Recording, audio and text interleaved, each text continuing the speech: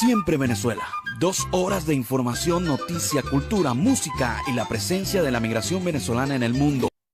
Amigos de Venezuela Siempre, Siempre Venezuela, bienvenidos a esta nueva edición del programa. Como siempre, llevándoles a ustedes información, comentarios, noticias, música, entrevistas, todo lo que tiene que ver con Venezuela y su migración a lo largo y ancho del mundo. Esto lo hacemos con mucho cariño y mucho respeto para todos ustedes a través de esta señal, llevándoles información, llevándoles detalles de nuestra migración y de nuestro país alrededor del mundo. Esto lo hacemos gracias al trabajo en producción de Vanessa Chacón, en los controles Roberto Alexis Rojas desde la voz desde el río Arauca, también en la conducción el que les habla Alan Peralta, Nancy Pacheco y en redes sociales Camilo García. Todo un equipo dispuesto a llevarles a ustedes lo mejor. Bueno, siguen los primeros impactos de esta nueva etapa de las relaciones diplomáticas entre Colombia y Venezuela. Recordemos que ayer hubo la presentación de credenciales por parte de Armando Benedetti ante el propio presidente de facto, Nicolás Maduro.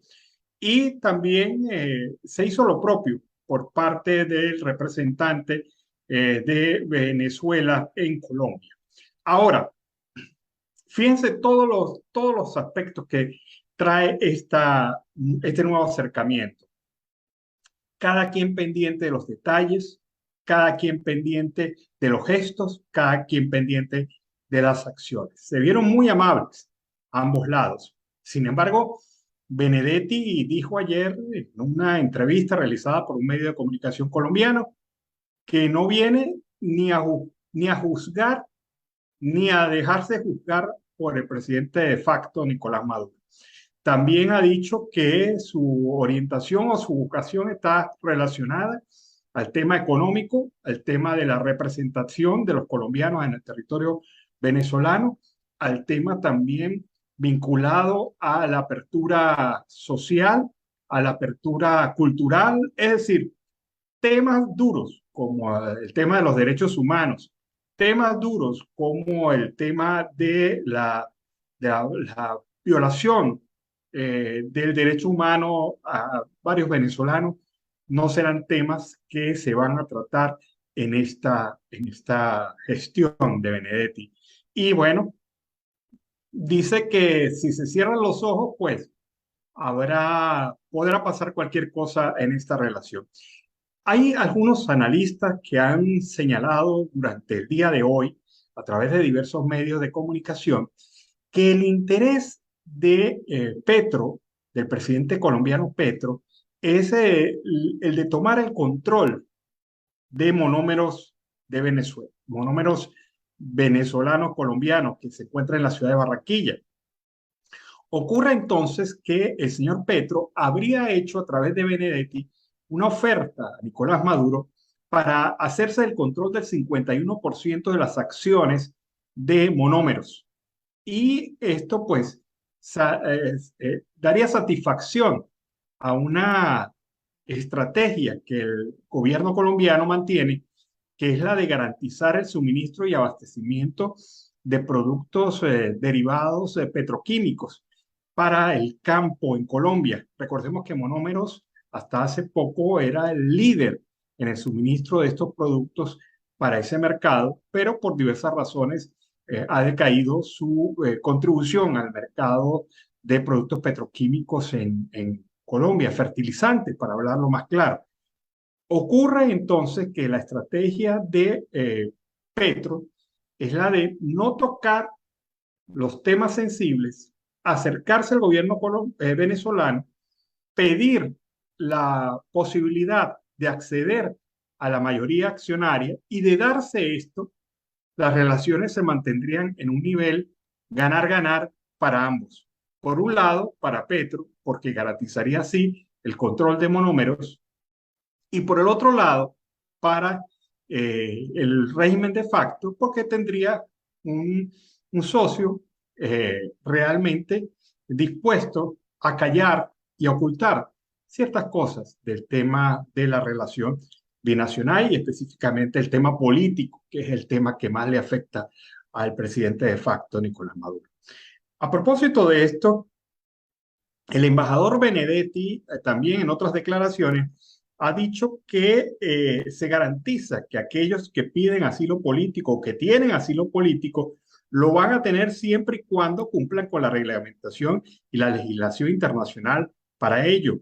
Ha dicho Benedetti que todos los venezolanos que han acudido a Colombia para solicitar asilo pueden tener tranquilidad porque el hecho de que Bogotá y Caracas restablezcan relaciones diplomáticas no quiere decir que van a dejar manipular o buscar enemistarse con otras personas.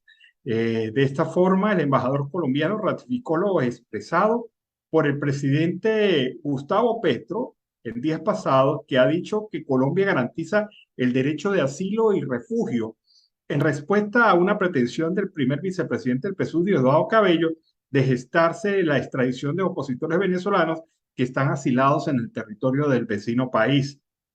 Armando Benedetti manifestó que su prioridad será atender los más de 4 millones de colombianos que fueron dejados a la deriva, según afirma él, por la administración de Iván Duque, una vez que se rompieron las relaciones diplomáticas en el 2019. Pero debo recordarle a Benedetti que quien rompió las relaciones diplomáticas no fue Duque, fue el presidente de facto, Nicolás Maduro.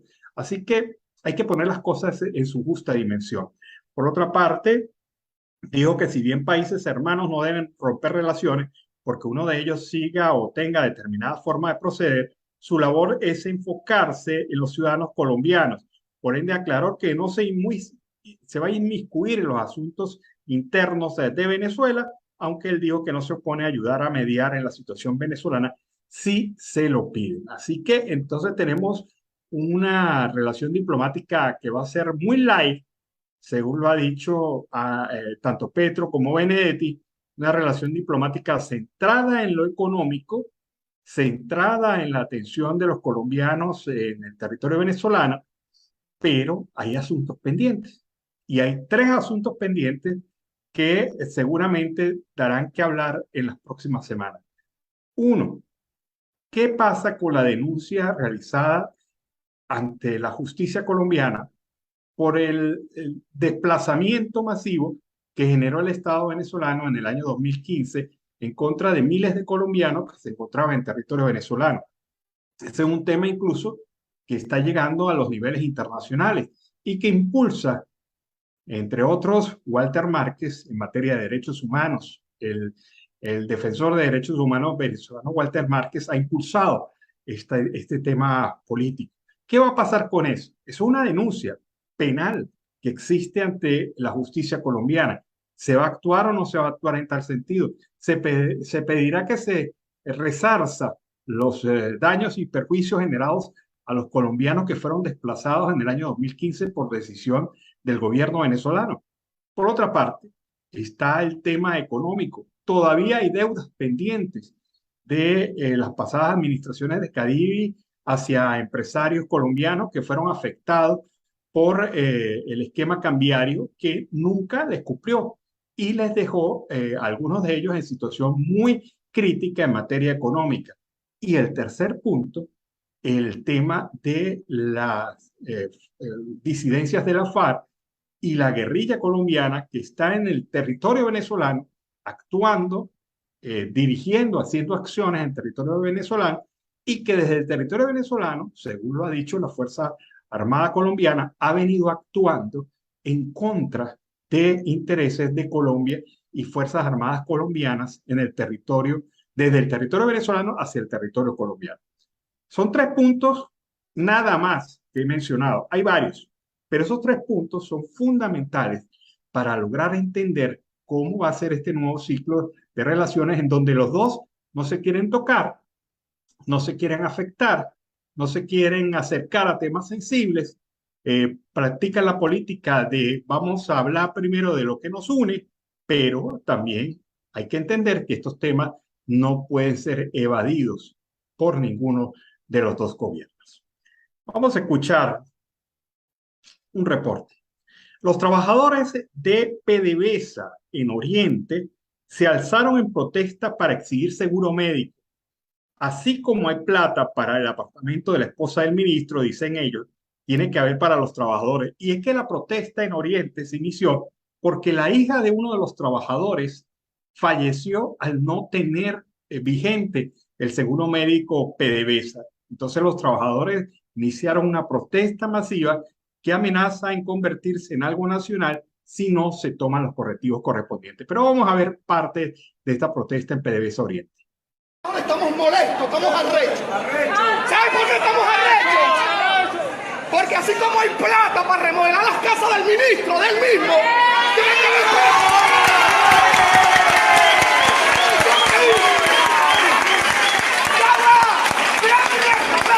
Porque a lo mejor me manda a votar. Así como hay plata para hacer fiesta al departamento de su esposa, tiene que haber plata para los trabajadores. ¡No digan que no! ¡Escucha!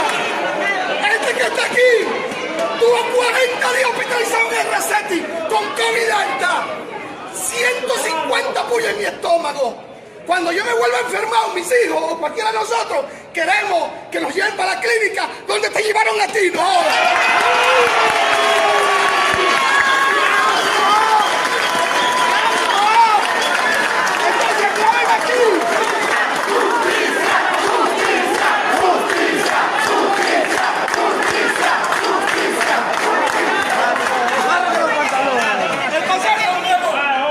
Entonces pareciera que hay intereses ocultos, donde las contratistas se llevan la plata y los trabajadores estamos pelando.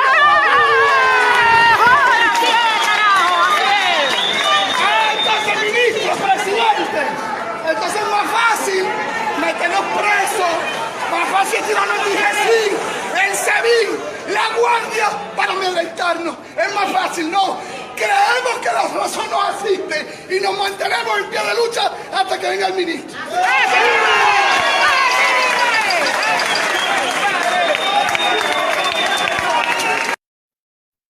Bueno, y conste que fue una protesta iniciada de manera espontánea, iniciada por una situación que ocurrió. Les repito, la muerte de una hija de uno de los trabajadores que estaban en esa protesta y que se vio afectada por la falta del seguro de PDVSA, hasta hace algunos años considerado el mejor seguro de Venezuela para los trabajadores. Pero la verdad es que el régimen y la administración de PDVSA han dejado perder estos derechos de los trabajadores, no han querido renovar estos derechos de los trabajadores y la situación pues es ya imposible para ellos. Algunos economistas, hablando de otro tema, consideran que la caída de más del 30% del valor de Bolívar frente al dólar durante el último mes amenaza con poner fin a la llamada recuperación de Venezuela y el proceso de apertura económico prometida por el presidente de facto, Nicolás Maduro. Es una medida que las presiones fiscales están arruinando la promocionada luna de miel entre el régimen y los empresarios. Una considerable disminución de los dólares disponibles y un aumento de los bolívares en circulación inyectados por el gobierno ha llevado al valor de la divisa estadounidense a trepar de los 5.91 por dólar que se encontraba el 29 se encontraba el mes pasado, al día de hoy 8.59 bolívares por la unidad en el que se encuentra durante el día de hoy, acumulando una caída de 31,2% en tan solo un mes. Esto realmente afecta los planes del gobierno, lógico. El incremento del valor del dólar, el incremento, la devaluación del bolívar, pues hace ver muy débil el tema de la recuperación económica en estos instantes. El impacto económico del alza no se hizo esperar, y con el alza del dólar de inmediato impactando los costos de los comerciantes, quienes de inmediato los trasladaron a los precios de los consumidores, alertando un mayor descontento social provocado por la repentina alza de los precios. Maduro ordenó a los fiscales que salieran a revisar la situación en los comercios para garantizar que la mercancía está siendo vendida a precio justo. ¿Pero qué es precio justo en una economía inflacionaria? Esa es la gran pregunta, la gran determinación. Precio justo es en una economía estable, una economía que de verdad esté organizada, en donde los factores productivos reciban lo justo. Pero estamos en una economía inflacionaria, en una economía devastada, en una economía de sueldos y salarios que están por debajo del valor de la cesta básica. Y evidentemente, cualquier distorsión, por pequeña que sea dentro del mercado, genera efectos negativos dentro del consumo. Y eso es lo que no entiende el régimen o no quiere entender o simplemente lo obvia o lo manipula como quiera. Pero siempre hay que entender que no se puede hablar de un mecanismo de precios justos en una economía desequilibrada como la venezolana, porque esa es la razón de ser del régimen, la razón de ser, de generar distorsiones de manera intencionada o no intencionada, pero generar distorsiones al fin y al cabo que destruyen el aparato productivo nacional. Por otra parte, y en otro orden de ideas, el gobierno de Argentina ha reconocido a la embajadora de Maduro en ese territorio. Se trata de Estela Lugo, embajadora de Nicolás Maduro, la embajadora venezolana designada por la Asamblea Nacional electa en el año 2020, la ilegítima, informó en sus redes sociales que entregó sus cartas credenciales al presidente de Argentina, Alberto Fernández, que le acreditan oficialmente como representante de la administración del presidente de facto en ese país.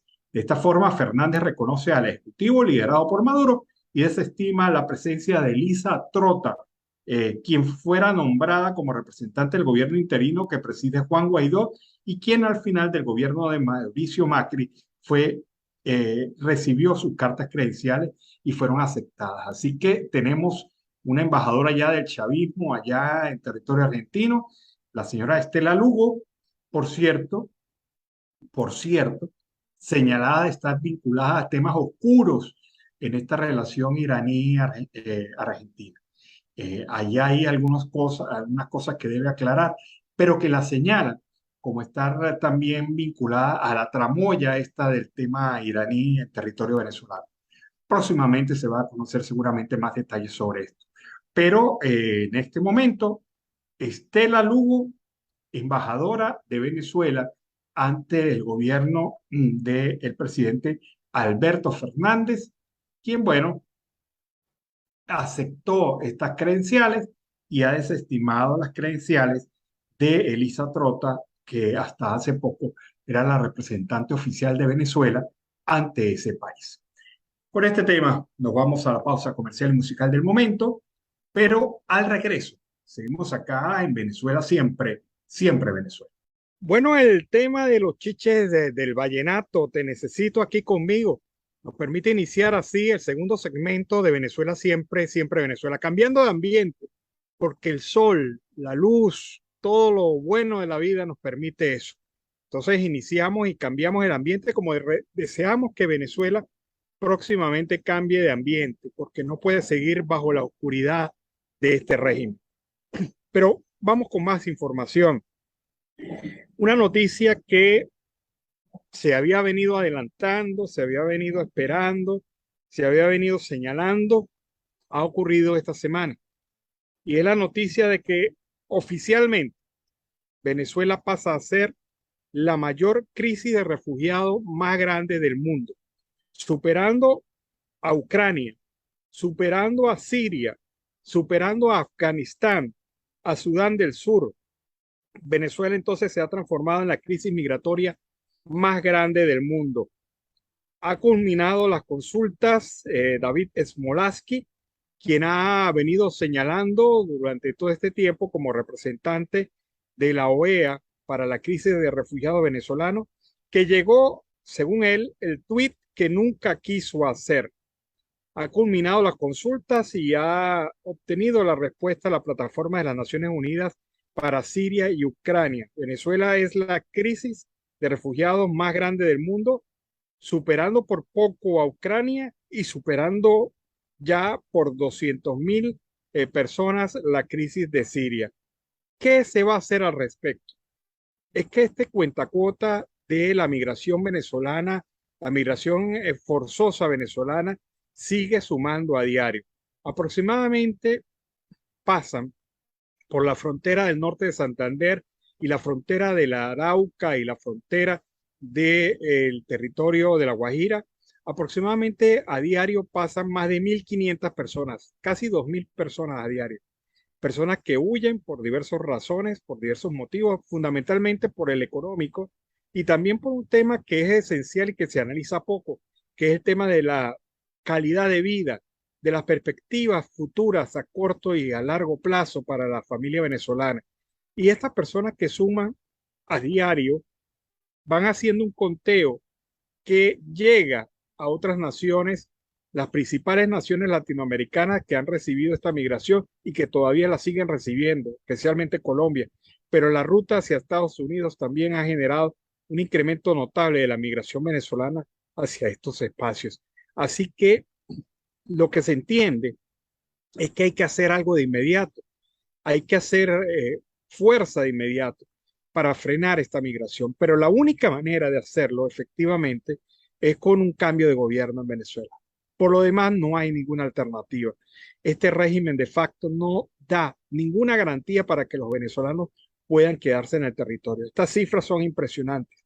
6,8 millones de venezolanos alrededor del mundo, huyendo, migrando por la falta de expectativas, por la falta de un futuro y por la falta de garantías evidentemente serias para sus posibilidades de hacer futuro, de hacer familia, de hacer vida, que es lo que pide el venezolano. Una noticia que ha llegado en las horas de la mañana de hoy, se conoció del fallecimiento de Camilo Guevara March, uno de los 5 hijos de Ernesto Che Guevara mientras estaba en Venezuela.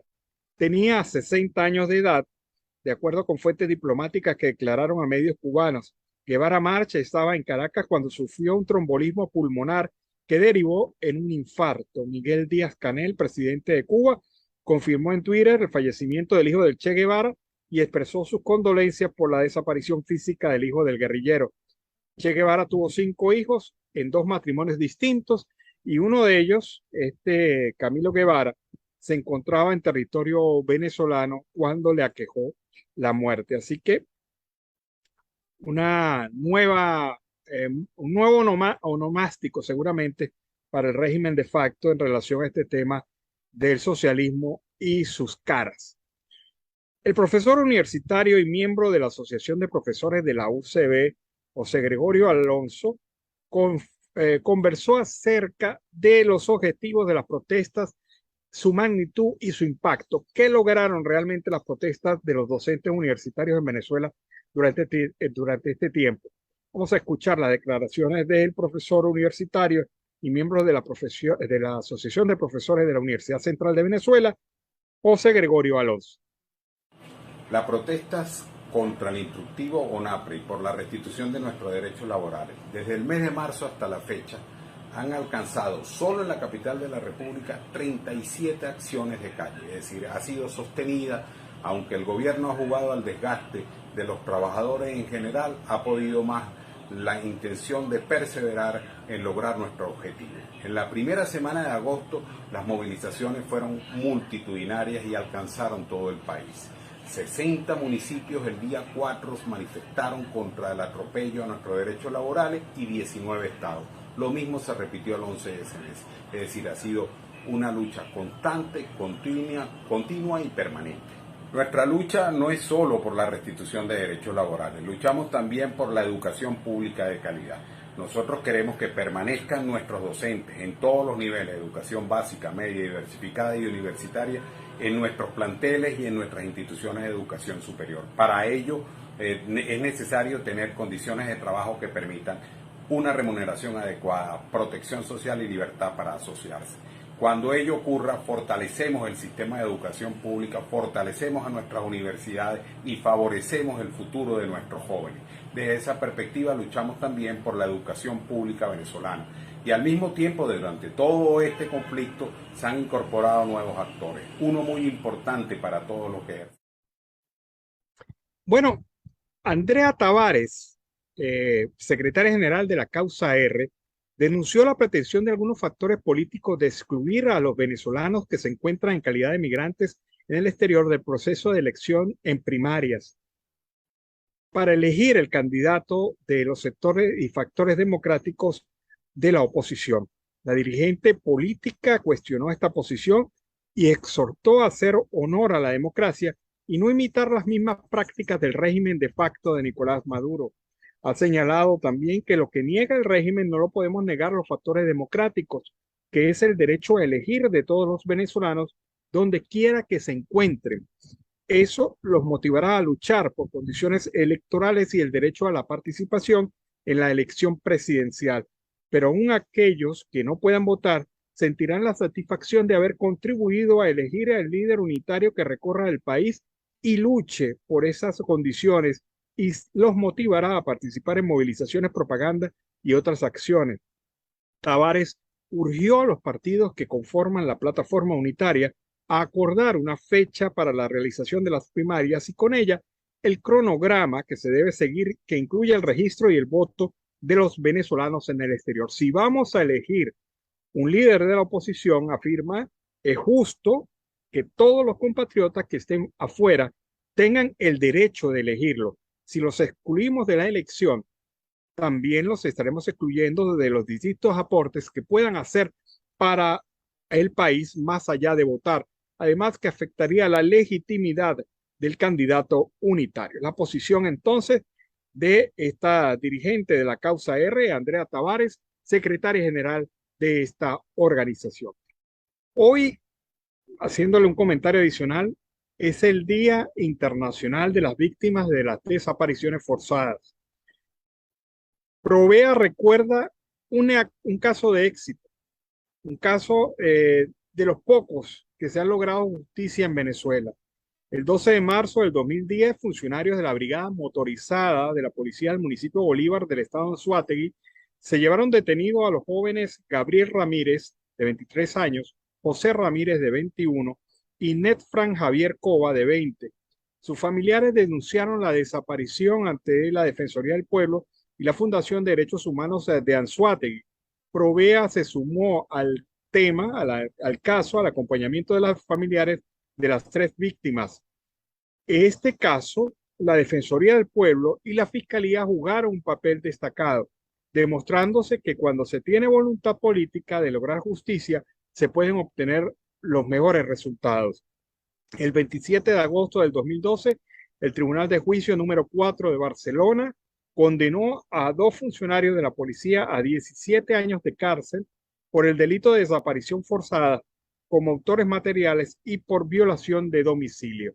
Es uno de los pocos casos en Venezuela en los cuales se ha ejercido completamente la autoridad y la justicia para el resarcimiento a las víctimas los familiares que han visto a sus familiares desaparecidos y que sin que se sepa hasta el momento cuál es su estatus, cuál es su situación final. Vámonos a la pausa comercial musical del momento y a regreso seguimos acá en Venezuela siempre, siempre Venezuela. ¿Para qué voy a mentir? ¿Para qué voy a mentir? El tema de Vitico Castillo nos permite iniciar así la segunda hora del programa Venezuela siempre, siempre Venezuela en la tarde de hoy. Bueno, cosas veredes, Sancho, decía en su célebre novela el escritor español, pero cosas veredes en Venezuela. Ocurre que hoy el ministro, el impoluto, el nunca señalado como corrupto, Tarek El Aissami, ha denunciado ante la Fiscalía General de la Nación, esta fiscalía que registra Tarek William Saab, la denuncia en contra de Rafael Ramírez, el expresidente de PDVSA, el creador de la PDVSA Rojas Rojitas, ¿se acuerdan ustedes? La creadora, la PDVSA Rojas Rojitas, que aplanó a más de un trabajador y más de un representante trabajador de esa empresa que fueron expulsados, que fueron aniquilados, perseguidos dentro de esta PDVSA. El Aissami acusó a Rafael Ramírez por un mega robo y pidió su captura. Ha dicho el ministro del Petróleo del régimen de facto de Nicolás Maduro, Tarek El Aissami, que ante el Ministerio Público ha presentado denuncia contra el exministro chavista Rafael Ramírez por lo que calificó como un mega robo durante su gestión al frente de Petróleos de Venezuela.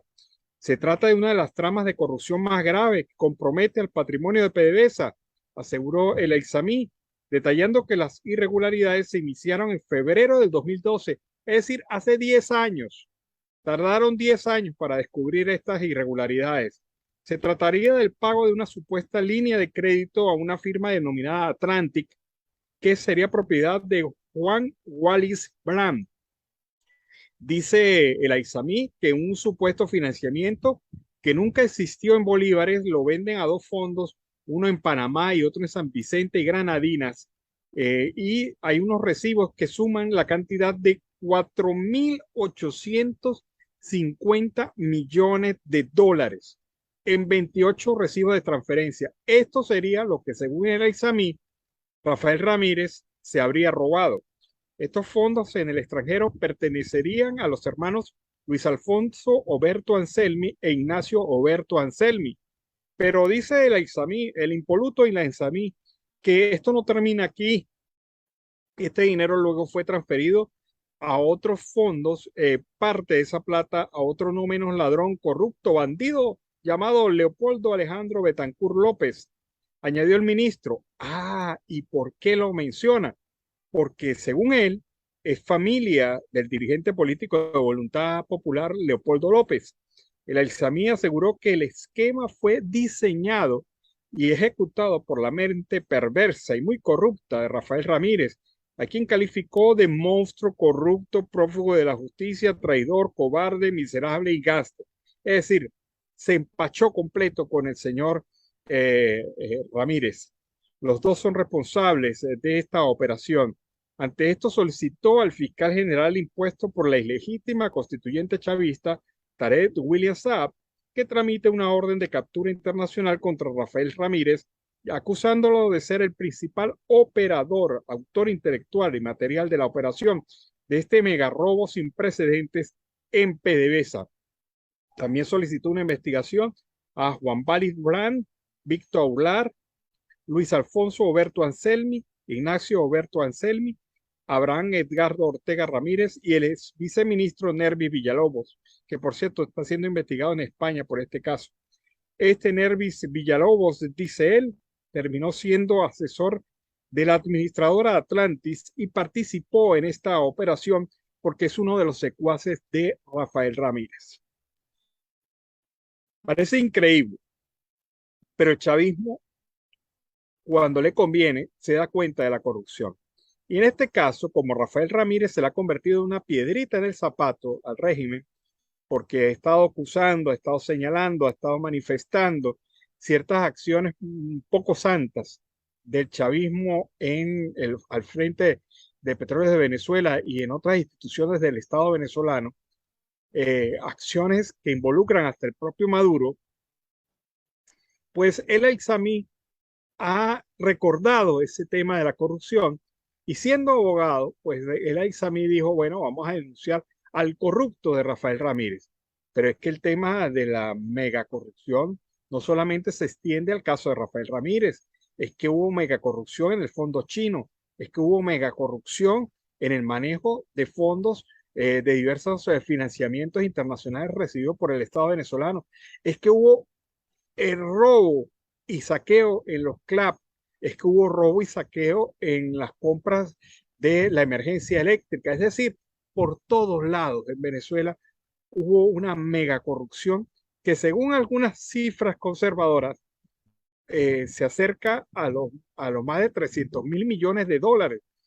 Y uno dice, esto de Rafael Ramírez es apenas una pequeña pieza dentro del esquema de corrupción que acabó con Venezuela y que fue encabezada por el chavismo que representa Tarek El Aizami, que representa también Tarek William Saab y representa Nicolás Maduro y otros. Entonces, suena como muy rayado, como algo que fastidia una denuncia de corrupción de un chavista corrupto a otro chavista corrupto. Ahora, ¿quién va a investigar las irregularidades en las administraciones de Tarek El Aizami? ¿Quién va a investigar eso? Ese es otro tema que también debe someterse al escrutinio público y sobre todo en este momento en el cual ahora se la dan de supuestos luchadores contra el tema de la corrupción. sin olvidar la mención que hizo de Leopoldo López, que seguramente por ahí, por ese lado político, pues también van los tiros. Por otra parte, Manuel Isidro Molina ha señalado que hay una gran oportunidad de derrotar al chavismo en el año 2024. Pero escuchemos el razonamiento de este experto comunicacional, Manuel Isidro Molina. Al gobierno del PSV y Maduro.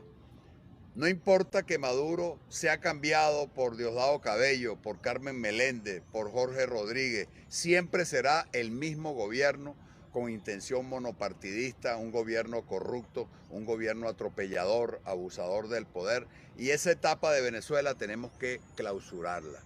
2024 es la oportunidad. La mayoría independiente tiene no solamente el derecho, sino tiene la posibilidad real de derrotar al gobierno más corrupto, arbitrario, abusador del poder y autocrático que ha tenido la historia de Venezuela. Unidos lo lograremos.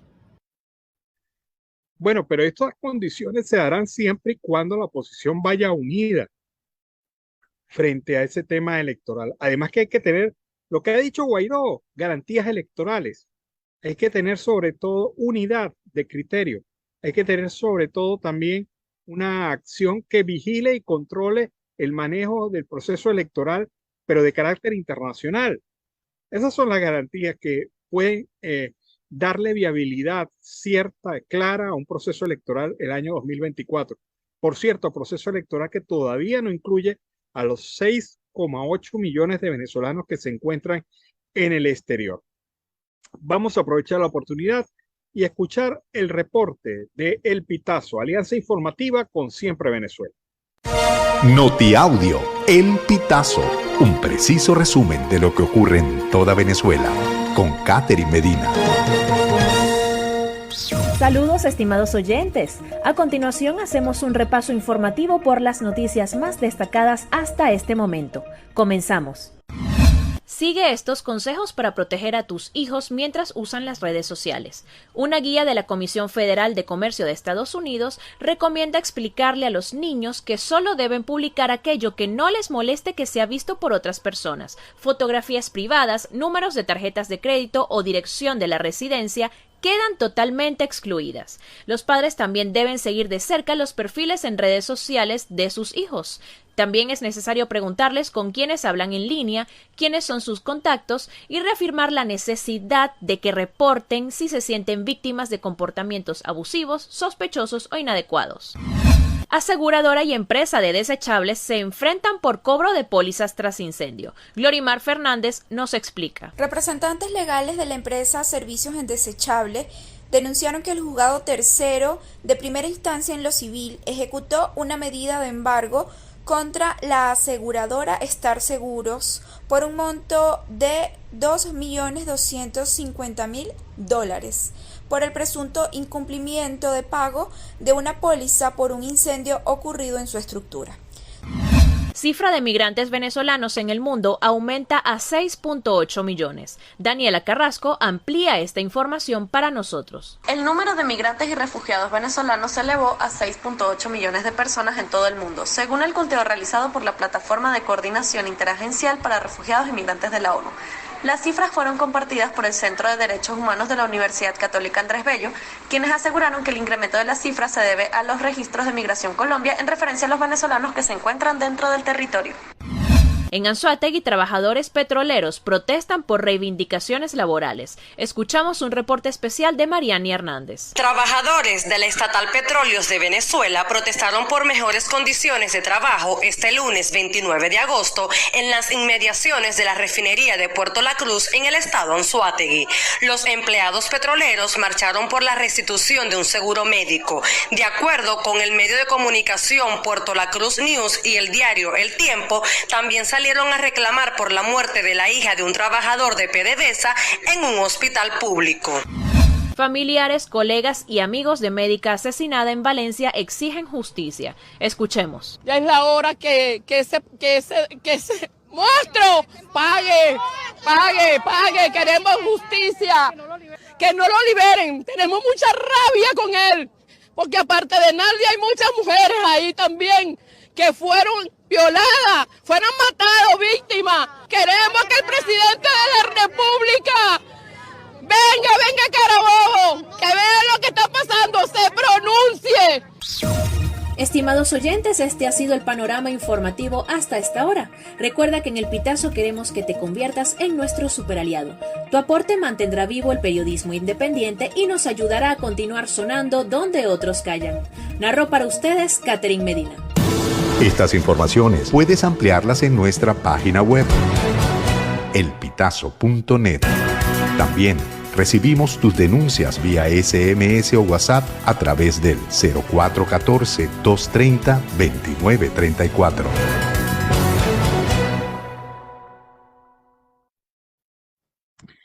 Bueno, y ese fue el reporte de El Pitazo, Alianza Informativa con Siempre Venezuela. Bueno, ese es el tema y si llueve de Inés Gaviria y Rosana, que nos han presentado ese tema para iniciar así el último segmento, el último bloque de Venezuela Siempre, Siempre Venezuela en la tarde de hoy. En Venezuela tenemos una frase que dice, se subió la gata a la batea. Es decir, se armó la grande porque la gata se subió a la batea.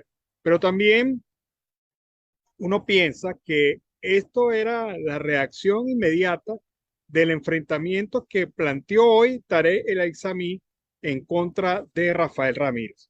Ocurre que Rafael Ramírez le ha respondido amenazando con explicar cómo los hijos de Cilia Flores desfalcaron a PDVSA. Es decir, golpe con golpe yo pago. Y ha dicho el exministro de Energía y Petróleo y el presidente de PDVSA, Rafael Ramírez, que el gobierno de Maduro pretende acusarlo falsamente y que en el represalia explicará al país cómo los hijos de Cilia Flores desfalcaron a PDVSA. Tarek El Aissami, quien en vez de ocuparse de PDVSA y sus trabajadores montará otro falso positivo, va a ser interesante porque le explicaré a todo el país cómo los hijos de Cilia Flores desfalcaron a PDVSA, dijo Ramírez a través de su cuenta de Twitter. Así que pelea de mayúsculas, pelea de pesos mayores, pelea en donde golpe con golpe yo pago. Va a Tarek El Aissami acusando a Rafael Ramírez de robarse más de 4.000 millones de dólares de PDVSA y ahora responde Rafael Ramírez diciendo, bueno, ustedes me acusan injustamente, dice él, de ese tema, ahora yo voy a decirle al país cómo los hijos de Cilia Flores robaron a PDVSA. Así que, palabras mayores, el chavismo destapa cañerías, prende ventiladores y vamos a ver hasta dónde va a llegar esta situación, porque suena interesante. Por fin vamos a empezar a conocer parte de este desastre que ha sido el chavismo y la corrupción. El diputado Juan Carlos Palencia ha hablado sobre sus expectativas con el tema de la reapertura de fronteras colombo-venezolanas. Escuchemos cuál es su visión. La llegada del embajador Armando Benedetti a Caracas constituye el restablecimiento de las relaciones diplomáticas y consulares entre Venezuela y Colombia y también es un paso más para cumplir el sueño que tenemos todos los tachirenses de tener una frontera abierta, del restablecimiento del comercio binacional entre el Táchira y Norte Santander y que vuelva a ser la frontera más activa de América Latina como fue en el pasado. También esperamos que se abra el consulado de Colombia en San Cristóbal porque nuestro querido estado Táchira alberga la colonia de colombianos más grande de Venezuela porque son colombo-venezolanos, son hermanos de consanguinidad y afinidad. Bueno, y a propósito de esto, Armando Benedetti, el reciente embajador de Colombia en Venezuela, ha dicho que avanzan las gestiones para coordinar un encuentro con el presidente Gustavo Petro y Nicolás Maduro. Estamos planteando a ver si se puede realizar en octubre, dijo el diplomático desde la sede del Palacio Federal Legislativo, donde se reunió con Jorge Rodríguez. Benedetti evitó ofrecer mayores detalles sobre la cita. Tampoco dio precisiones sobre la esperada apertura comercial de la frontera entre Colombia y Venezuela. También en su visita a la Asamblea Nacional sostuvo un encuentro con el primer vicepresidente del Partido Socialista Unido de Venezuela, Diosdado Cabello. Ese mismo Diosdado Cabello que hace algunos años dijo que Petro lo único que hacía era jalarle a Chávez para pedirle recursos para financiar su campaña. ¿Cómo da vueltas el mundo, no? Recordemos que el propio Diosdado Cabello acusó en más de una oportunidad a Petro de ser simple y llanamente una persona que le jalaba a Chávez para sacarle plata, para financiar su partido político, su movimiento político y sus campañas presidenciales. Bueno, la vida es una cosa seria. Hoy Armando Benedetti se reunió con este señor. Con ese reporte nos despedimos, como siempre, haciendo el trabajo para llevarles a ustedes la mejor información de Venezuela en el mundo y de su migración. Una migración que lamentablemente hoy llegó a superar los 6,8 millones de migrantes y que se convierte así en la migración forzosa más importante de todo el continente. Nos despedimos hasta una nueva edición. Siempre Venezuela es un programa que te brinda las mejores noticias, comentarios, análisis, entrevistas y música. Información sin censura en la voz de los protagonistas. Todo un equipo de producción de primer nivel. Siempre Venezuela. Lo encontrarás en las radios de tu preferencia. O si no, visítanos en nuestras plataformas digitales. Siempre Venezuela Radio. En Instagram, Facebook y Twitter. De lunes a viernes le decimos lo que en Venezuela prohíben. Porque somos Venezuela siempre, siempre Venezuela.